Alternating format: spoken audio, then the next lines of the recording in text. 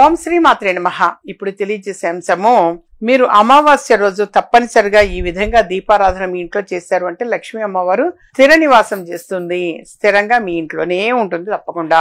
దానికల్లా మీరు చేయాల్సింది, అమావాస్య రోజున గుర్తు పెట్టుకొని చేయవలసినది అంటే ఆవు నెయ్యి వేసి దీపారాధన అనేది చేస్తాం. అయితే పంచ ఒత్తులు వేయండి, 5 ఒత్తులు, ఇలా 5 సైడ్స్ కూడా ఒక్కొక్క సైడ్ ఒక్కొక్క ఒత్తి చొప్పున 5 ఒత్తులు వెలిగించండి.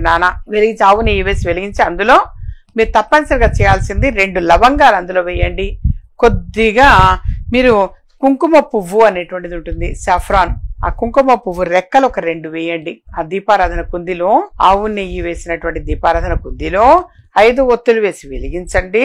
అందులో 2 లవంగాలు, కొంచెం కుంకుమ పువ్వు 1-2 రెక్కలు అందులో వేయండి.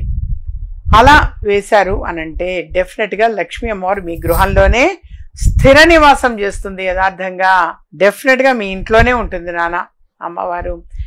ఎన్నెన్నో పరిహారాలు చేస్తూ ఉంటారు, చక్కగా నమ్మకంగా, విశ్వాసంగా, భక్తిగా. అందులో భాగంగా ఇది కూడా చెయ్యండి ఈ విధంగా చేశారంటే డెఫినెట్ గా లక్ష్మీ అమ్మవారు మీ గృహంలోనే తిష్ట వేసుకొని కూర్చుంటుంది. చక్కగా ఆ రోజున ఒక 108 పూలతోటి లక్ష్మీ అమ్మవారు అష్టోత్తర శతనామాలు చదవండి. ఒక్కొక్క పువ్వు ఒక్కొక్క నామానికి సమర్పిస్తూ, ఇంకా అత్యద్భుతం అంటే తామర పువ్వులు గనక మీకు లభిస్తే తామర పువ్వులు కూడా అమ్మవారి ముందు ఉంచండి.